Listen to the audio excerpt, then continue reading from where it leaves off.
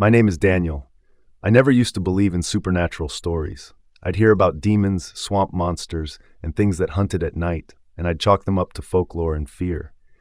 But a few years back, I got into listening to horror channels for background noise while I worked at home, and one story always claws its way back. It belongs to my late cousin. For this, I'll call him Sam. Sam was an only child, raised by strict parents because, well, he was all they had. He grew up in San Diego, California, but when he was in 6th grade, his family moved to our side of the world, a rural parish in coastal Louisiana, thick with bayous and mangrove-like estuaries where the river water mixes with the sea. Our extended family lives there, grandparents, uncles, aunts, cousins, everyone. It's the kind of place where the neighborhood sits between the open water on one side and farmland on the other. Sam stood out from day one. Pale skin, a bit of a pretty boy look, sharp eyes that turned red if he spent too long in the sun. Kids admired him for his looks, but they also bullied him for being a city boy. He didn't speak like the locals at first, and he hated the adjustment, the long walks to school, the quiet, the way people talked about the swamp like it was a living thing with rules. Our town had an ugly habit, discrimination by sections. If you were from our side, you were considered normal. But if you lived over in sections 1 through 3, the parts tucked deeper near the wetlands, people whispered. They said strange stuff happened there. They said a thing hunted in those trees. It wasn't the kind of story outsiders took seriously, but kids absorbed it. At lunch, no one shared food with kids from those sections. People wouldn't visit their homes during festivals. It was cruel. Sam didn't buy into any of it.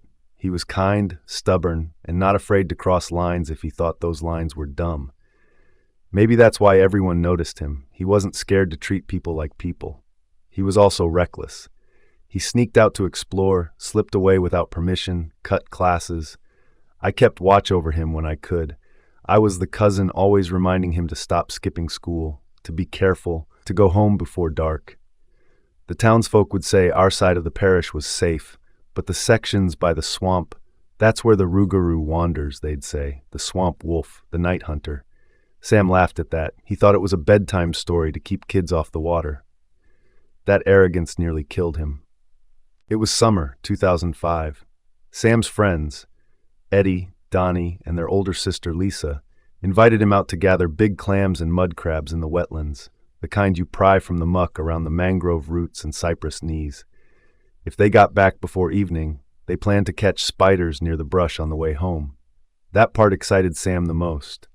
He knew our parents wouldn't allow it, so he didn't ask. He grabbed our grandfather's machete, the one with a sheath that tied around the waist, strapped on a bucket, and left. They met around 10 a.m. at the bus pull-off by Section 1. Lisa frowned when she saw Sam. Folks in our part of town had a reputation in her eyes. Troublemakers, liars, kids who got blamed for things they didn't do, and sometimes for things they did. But Sam was polite. He greeted her respectfully, and she let him come. They walked the paved road to the end, and then followed a long, dusty track. The sun was harsh, noon in Louisiana harsh. After what felt like an hour, they reached a natural spring, cool water bubbling up clear enough to drink. Eddie filled a white-gallon jug, the kind that used to hold vinegar. Sam hadn't brought water. Eddie promised to share. They kept walking, another half-hour or so, until the road thinned into a path so narrow only people could pass. No bikes, no ATVs. Finally, the trees changed. The land got rooted and wet, the air went heavy, and the floor turned to churned-up mud. Mangroves and cypress rose out of the soup, their roots like spider legs, with clusters of sharp shells clinging to them. Lisa reminded them, "Don't make too much noise. Don't wander. Stay close." Sam didn't listen. He was amazed at how quickly the clams added up in his bucket. Every time he probed the mud with his machete, he felt that telltale resistance, scraped, and pulled up another one. In an hour, his bucket was already half full. He imagined his mom smiling at a table full of clams and crabs for dinner. He imagined proving he wasn't just a city boy anymore. He called out to show his haul. No answer. The laughter he'd heard behind him earlier had gone quiet. He looked up from the mud and realized he'd drifted. He checked for his footprints, for the places he'd stepped, but the mud swallowed every sign of his path within minutes. The swamp was a living thing that closed around you when you weren't looking. Panic crawled in. He pushed through the mangroves, left, then right, then back again. Nothing looked familiar. The trees thickened, the air pressed closer, and his heart started thudding, that hollow, echoing thud you feel in your throat. Time stretched. The sun moved. He didn't know which way was home anymore. That's when he saw the cabin on stilts. It sat in the water with its footbridge broken, a shack of wood and tin, window curtains stirring in the heat. Clothes hung outside to dry, old jeans, a faded flannel. Plastic water jugs leaned by the post. "Hello?" he called. "Anybody home?" No one answered. He climbed the steps anyway. The smell hit him. Hot, metallic rot like raw meat dunked in boiling water. Inside, everything was a mess. Clothes strewn, dishes crusted, a table shoved toward the rear by a tiny kitchen. Flies buzzed thick around several big rubber tubs, the kind you'd make from old tires. Sam's curiosity was always his problem. He cracked one open. Dismembered human remains bobbed in cloudy water, pale limbs, a torso, the skin bleached and dead-looking. In another tub, a woman's head floated face down, hair slicked across the surface. He gagged and vomited on the floorboards, eyes burning, heartbeat like a siren in his skull. He ran. He didn't even grab the bucket. He stumbled down the steps, slid into the mud, and shoved himself between the roots, just needing distance, any distance from that cabin. He didn't know if it was the work of a killer or the thing people whispered about. He only knew no human had any business keeping bodies in barrels in the middle of the wetlands. The light thinned to that gray-blue in-between. The bugs screamed. Sam slogged through thigh-deep muck, lungs burning when he felt it. He was being watched. Up in the mangroves, perched on the thick roots like a gargoyle, it stared down, tall and gaunt, with oil-slick black skin stretched too tight over its bones. Its arms were too long, ending in hooked claws. Its face looked wrong, half human, half wolf. The jaw too long, the teeth too many, the eyes a sick yellow that glowed in the last of the daylight. It didn't step in the mud. It leapt branch to branch, flicking from trunk to trunk, landing with a flat, wet slap against the bark. Sam ran. Branches cracked behind him. Something hissed, close, then claws tore across his back, raking his shoulder and neck. He fell forward, mouth full of mud. The thing landed behind him with almost no sound at all. Instinct dragged his hand to the machete. He wrenched it free and swung as the shadow lunged. The blade hit hard. There was a sharp crack, like hitting green wood, and a sound came out of the thing that wasn't human, wasn't animal, just wrong. The creature recoiled into the roots, clutching the stump where its forearm had been. Black, viscous fluid dripped down onto the water. It perched in the trees again, shaking with rage, eyes burning. Sam backed toward a patch of open, shallow water, away from the thicker roots. He noticed something. It didn't come down. It stayed to the branches, keeping its body clear of the mud and the brackish water, as if the ground itself was a trap for it. He stood there shaking, machete clenched in both hands, the cut across his back stinging like fire. The night settled. The bugs screamed. The wind barely moved. He didn't sleep. He kept the water up to his waist, away from the densest trees, and watched.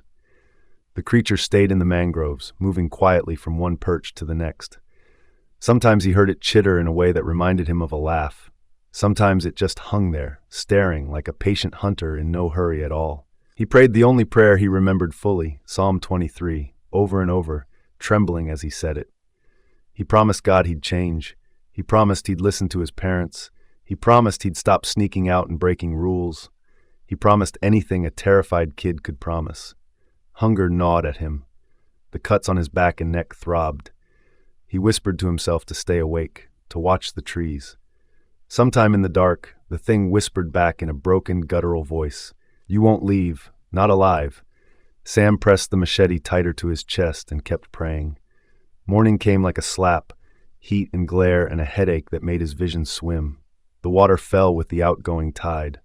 Sam followed it, trusting that moving water leads to the river to the bay, and the bay to people. But the wetland is a maze. He kept his distance from the thicker trees, learned to skirt the spots with the densest roots. He drank in tiny sips when he found cleaner trickles near the spring-fed patches, and kept moving as the sun crossed overhead. By dusk, the tide returned. The water rose. He planted himself again in a patch that kept him out of reach from the lowest branches. The creature reappeared. It had bound the stump of its arm with a strip of cloth. The sight of that, of a monster bandaging itself, tore something loose in Sam's mind. It was too intelligent, too deliberate. He clutched the machete and taunted it through his fear. "Come down here, come on!" His voice shook, his hands shook. The thing hissed, furious, but stayed where it was. He didn't sleep that night either. He prayed until his voice broke. He imagined his grandparents. He imagined home. He thought of every small, ordinary thing he took for granted. Cheap fried fish he used to complain about, boring nights in front of the TV, the nagging he thought he hated. He would have traded anything to be nagged again. He woke to the brightest heat yet, lips cracked, body weak. The cuts on his back felt deeper. He followed the pull of water again, wading and stumbling until, late in the day, he found a narrow stream, a feeder that carried the brackish water out toward the open bay. He followed it until the trees thinned and the water widened and the sky opened. Out ahead, he saw blue water and a splash of sunlight and, far off, a small skiff cutting across the bay. He paddled dog-style, arms shaking, throat burning, yelling with every breath he had left. "Help! Hey, help!" The boat turned. 2 men leaned over the side and pulled him in. They stared at the claw marks on his back, the salt-stung tears on his face, the way he kept jerking his head toward the mangroves like a beaten animal. "What happened to you, kid?" Sam's voice was barely a whisper. "Get me away from the swamp. Please, just get me away from there." They did. News moves fast in small towns. By the time we got to the sheriff's outpost and clinic, a crowd had gathered. People talk. People watch. People assume. Sam lay on a cot, shaking, ribs showing, skin washed out. His mother cried like a widow, even though he was alive. She folded her arms around him, and when the nurses tried to separate them to treat his back, he clung to her like a child in a burning house. He kept repeating the same words. "Don't let them take me back. Don't let them take me back. Keep me away from the swamp." They took him home that night. We fed him. He slept wrapped in his mother's arms. The next day, Lisa and Eddie came by, faces wrecked with guilt. They said they'd searched for him with the volunteers for 3 days, combing the swamp and the edges of the bay. Nothing. No clues. No footprints. The swamp erases what it doesn't want found. We forgave them. My uncle didn't. Not fully. It didn't matter. The damage was done. That first week, Sam woke screaming. He said the swamp wolf, the rougarou, was on the roof. He heard footsteps on the sheet metal, slow and deliberate. Sometimes we heard them too, a weight settling where no person should be, a creak across the rafters like something testing the boards. We took turns staying awake with him. Cousins, aunts, uncles, we rotated through the nights, listening to the house breathe around us, flinching at every sound. He stopped stepping outside after dark. He hid in the bedroom closet if his parents were late from work. He wouldn't go near open water again. His grades collapsed. His eyes were always distant. My aunt made the decision.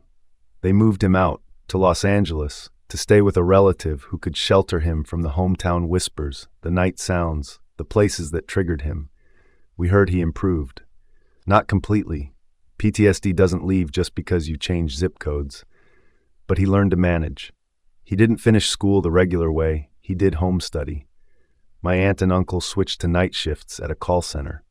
When I finished high school, my uncle offered to help me with college in LA. I said yes. I didn't have parents who could afford tuition, and my grandparents were too old to cover it. I moved in with them, and for the first time, I saw Sam again. He was thinner but still handsome, polite, quiet. He avoided beaches, lakes, road trips, anything that smelled like open water. When my aunt and uncle worked nights, I watched over him. He didn't like being alone after sundown. We didn't talk about the wetlands. We didn't say the word rougarou. We let him exist in the space he had. In 2018, I found the courage to ask. We sat at the table with the lights low. He didn't want to speak at first. I put my arms around him and held on until the trembling stopped. I told him I'd protect him. I told him I believed him. He told me everything. How he got separated from his friends, how he found the Stilt cabin, how the tubs were filled with human parts, how the thing wouldn't touch the mud, how it leapt from the branches like a massive wolf-shaped shadow, how he cut its forearm off, how it watched him for 2 nights, patient and vicious and absolutely aware. My skin crawled while he talked. I knew he wasn't lying. You can hear it in someone's voice when they're reliving a memory that broke them. Life went on in the margins. I finished school, became a virtual assistant. I taught Sam how to do it too, so he could earn money from home. He married a woman who saw him the way we did, good, gentle, trying. We made a life that could be lived indoors. Then he got cancer. The treatment made everything worse, the hallucinations, the nights, the panic. The way he looked at doors like they might open by themselves. He asked us to pray with him. He asked us to hold him. He asked us not to leave. In his final hours, he stared past us at something we couldn't see. He died peacefully, but afraid. People asked why we never found that cabin again. Truth is, wetlands move, trees grow, the tide reshapes paths. And my aunt didn't want any of us to drag Sam back through the worst night of his life for the sake of satisfying anyone's curiosity. The sheriff's office did quiet checks. Nothing came of it. The swamp kept its secrets. Sam wasted away afterward, not because he wanted to, but because fear and illness eat people. He lost sleep, lost appetite, lost the outside world. I still see the boy who laughed at me for worrying, and the man who begged us not to let go. If you're looking for advice in this, I only have 3 things. Curiosity needs limits. Don't enable the people you love into danger, even when it makes you the bad guy for a day. Don't take what you have for granted. A cheap dinner, a nagging parent, an ordinary, boring night. You'll miss every last scrap when the quiet is gone. Some legends exist for a reason. Some places don't want you. And if you ever feel the trees watching, go home before they decide to keep you.